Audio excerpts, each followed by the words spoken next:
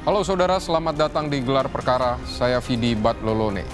Hanya gara-gara susu yang tumpah di kasur, seorang ibu rumah tangga di Cilincing, Jakarta Utara tega menganiaya dua anak tirinya. Pada saat kejadian, tetangga korban sempat mendengar suara benturan dari dalam rumah pelaku. Lalu bagaimana awalnya penganiayaan ini terungkap? Kami akan mengulasnya dalam Gelar Perkara, akhir kekejaman ibu tiri.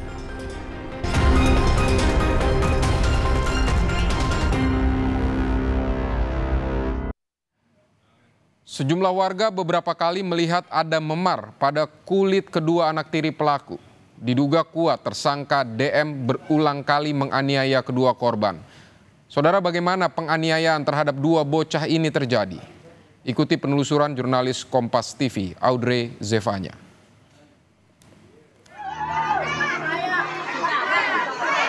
Dan dugaannya juga tidak sekali, karena dari bekas-bekas lukanya itu sudah ada tanda-tanda lah, tanda kekerasan berupa cubitan dan lain sebagainya. Mungkin sudah berulang. Emang dari pagi tuh saya udah ngedenger tuh suara benturan apa. Cuman kalau untuk suara anak nangis memang nggak denger. Cuman suara benturan aja gitu dari pagi. Nah pas itu nggak lama, sekitar jam 8-an lah, si DM ini teriak-teriak, teh, tolong, katanya saya lagi di dalam, terus saya langsung keluar, lari, kenapa? Tolongin anak saya, katanya kejang-kejang.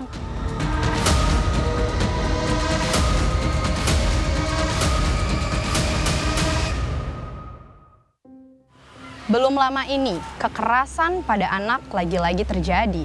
Seorang ibu di kawasan Cilincing, Jakarta Utara, tega menganiaya anak tirinya yang masih berusia 4 dan 6 tahun. Lalu mengapa seorang ibu tega menganiaya anak tirinya hanya karena kesal?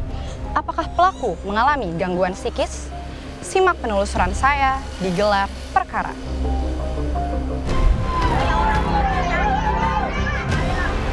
Beberapa waktu lalu, warga Jalan Gapura 2 Kalibaru Barat Cilincing, Jakarta Utara dikejutkan oleh penangkapan terhadap seorang ibu rumah tangga yang diduga telah menganiaya dua anak tirinya.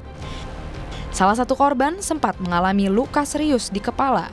Hingga kini, kedua bocah masih dirawat di rumah sakit untuk menjalani pemulihan.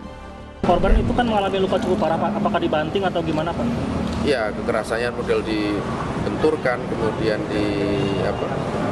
ditampar dan lain sebagainya. Pelaku dijerat dengan pasal berapa, Pak? Pasal Undang-Undang KDRT, ya, anti kekerasan dalam rumah tangga, kemudian Undang-Undang Perlindungan Anak, maksimal 10 tahun. Untuk yang kecil itu kondisinya lebih cukup stabil dan kooperatif, jadi masih bisa diajak bicara. Untuk yang pertama, anak pertamanya mungkin yang lebih dewasa, mungkin saat ini sedang monitoring ketat di ruangan rawat kami dan sudah dilakukan tindakan medis khusus oleh dokter spesialis kami juga. Untuk mengetahui lebih dalam penganiayaan yang dialami dua bocah tersebut, kami mendatangi tempat tinggal korban dan keluarganya. Inilah rumah yang menjadi saksi bisu terjadinya penganiayaan terhadap dua bocah yang dilakukan oleh DM ibu tiri korban. DM diduga beberapa kali melakukan kekerasan pada dua anak tirinya. Perbuatan DM ini juga beberapa kali sempat didengar oleh salah seorang tetangganya. Pada kejadian terakhir, DM sempat meminta tolong pada tetangganya karena salah satu anaknya sempat mengalami kejang-kejang. Saya akan menemui salah seorang saksi yang merupakan tetangga DM yang mengetahui kejadian tersebut.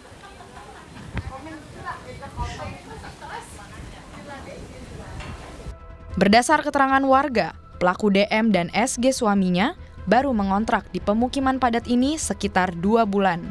DM memiliki seorang anak kandung perempuan balita dan 2 anak perempuan tiri NRA berusia 6 tahun serta MAA 4 tahun. Saat terjadi penganiayaan, Siti Aisyah, tetangga sebelah DM, sempat mendengar suara benturan. Itu gimana, Bu, ceritanya sampai ibu bisa masuk ke dalam rumah pada saat itu? Oh, itu kan memang hari-hari biasa kan rumah itu memang jarang kebuka. Nah, memang dari pagi tuh saya udah ngedenger tuh suara benturan apa. Cuman kalau untuk suara anak nangis memang nggak denger. Cuman suara benturan aja gitu dari pagi. Nah, pas itu nggak lama, sekitar jam 8-an lah, si DM ini teriak-teriak, teh tolong, katanya saya lagi di dalam, terus saya langsung keluar lari. Kenapa? Tolongin anak saya, katanya kejang-kejang. Anaknya yang satu lagi Bu, yang kecilan, itu yang nemuin Ibu juga, katanya dia gimana? Itu saya kan pas saya suruh ke bidan tuh, saya cari tuh anak yang kecilnya tuh ada depan kamar mandi. Dalam posisi, dia posisinya basah kuyup. Mau saya gantiin baju, dia nggak mau, takut. Udah Bu, jangan Bu, nanti aku dipukulin lagi sama ibu, katanya gitu. Siti Aisyah mengaku sebelum kejadian ini terungkap, ia beberapa kali mendengar suara benturan dari dalam rumah DM. Meski begitu, Siti tidak pernah melihat luka-luka pada dua anak tiri DM. Kalau untuk mendengar mungkin sering, ya melihat juga, melihat secara langsung dia mukulin anak memang enggak. Cuman kalau anak itu keluar rumah, misalkan disuruh belanja sama mamanya, pasti tuh mukanya tuh pada lebam, pada biru. Oh, nah, ada bekas-bekas warga juga udah mulai curiga, udah pada curiga tuh, itu kenapa sih kok anaknya. Tapi si anak itu pinter, kalau kita tanya, itu Neng kenapa mukanya pada biru? Enggak Bu, jatuh, aku jatuh, bilangnya begitu. Dari TKP, kami menemui ayah kandung korban di dekat rumah sakit tempat kedua bocah dirawat. SG mengaku sempat curiga dengan istrinya. Namun, saat menanyakan kondisi anak-anaknya, DM selalu mengelak. Ya kalau kecurigaan sih sempat ada. Cuman setelah saya selalu bertanya itu alibinya dia untuk tidak pernah mengakui. Pernah kan ngelihat ada bekas-bekas luka atau apa, sebab nanya gitu? Iya nanya, pernah nanya. Anak-anak ini selalu menjawab jatuh, pentok lah, apa gitu kan. Di sana kondisi anak-anak bagaimana? Kondisi anak-anak alhamdulillah sih sekarang udah mulai aktif seperti biasa, udah normal seperti biasa. Sebelumnya, penganiayaan yang dilakukan DM terhadap anak tirinya terjadi saat ayah kandung korban pergi kerja keluar kota.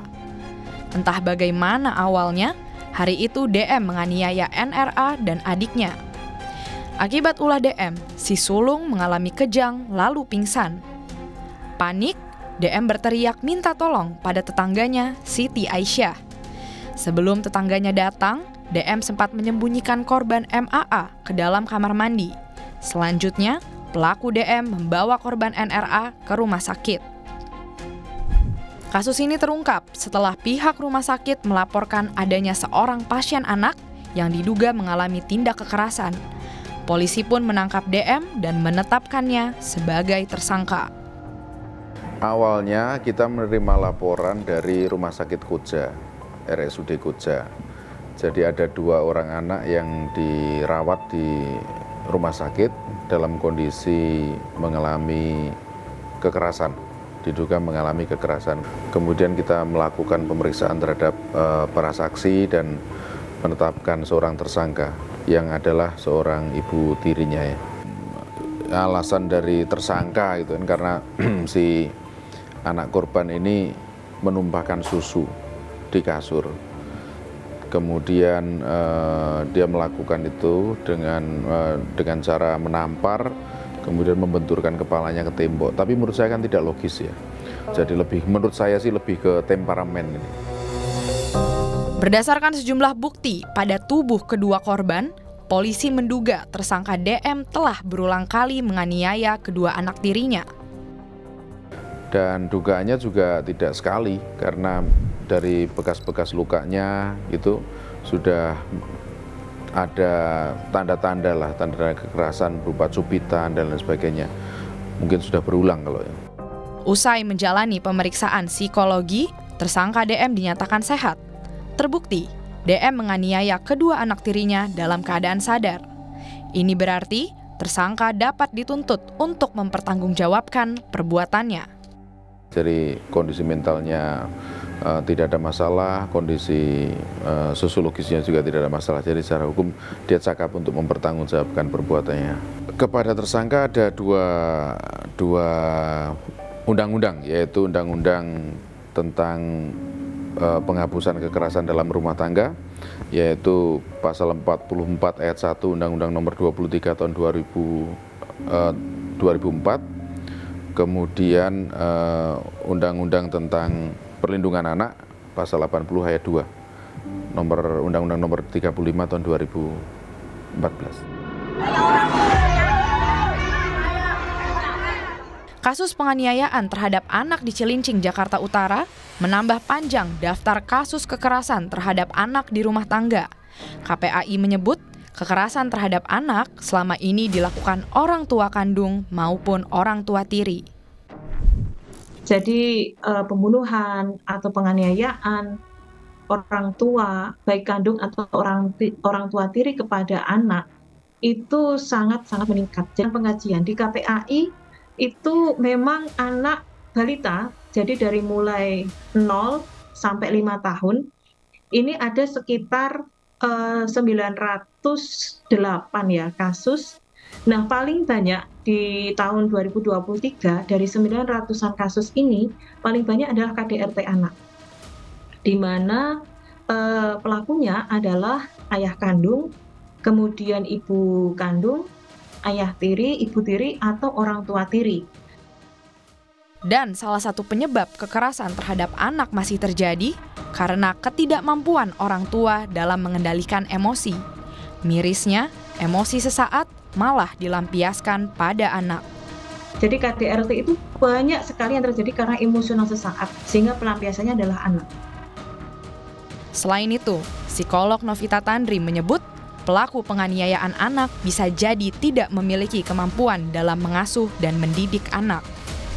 Karena sangat bisa terjadi selain tidak punya keterampilan, tidak punya kecerdasan emosional dalam melampiaskan emosi, karena tidak punya aja kemampuan, keterampilan, ilmu parenting untuk membesarkan, mendidik, mengasuh anak-anak ini. Guna mengantisipasi kekerasan terhadap anak di rumah tangga, orang tua perlu belajar dan menguasai keterampilan parenting, yakni mengasuh, membimbing, dan mendidik anak dengan baik dan benar. Berikutnya, suami istri berkomitmen saling mengingatkan agar selalu bersabar menghadapi perilaku anak. Jika perlu, pasang CCTV di dalam rumah yang bisa diakses oleh suami maupun istri. Bagi masyarakat, jika mengetahui ada tindak kekerasan terhadap anak, segera beritahu pengurus lingkungan atau lapor pihak berwenang. Orang-orang yang melihat, mendengar, menyaksikan terjadinya kekerasan terhadap anak, terhadap perempuan, kalau kita lihat undang-undang TPKS gitu ya, atau pelecehan seksual, kekerasan seksual itu harus melaporkan. Ini bukan kepo, tapi bagaimana ikut bertanggung jawab bahwa ASI, ASU, ASAH dari anak-anak itu perlu sekali kita untuk bisa ikut terlibat dan bertanggung jawab di dalamnya. Menjadi orang tua jelas bukan tugas yang mudah. Maka dari itu, mari kuasai keterampilan mengasuh dan mendidik anak dengan baik. Lalu selalu bersikap sabar pada anak dan jangan gampang melakukan tindak kekerasan jika anak melakukan kesalahan. Bagi masyarakat, silakan melapor pada pihak berwenang jika mengetahui di sekitar Anda ada penganiayaan terhadap anak. Audrey Zevanya, Subandi, Kompas TV, Jakarta. Yuk, tos dulu. Yaudah nih, aku kasih aja buat Akila. Tos.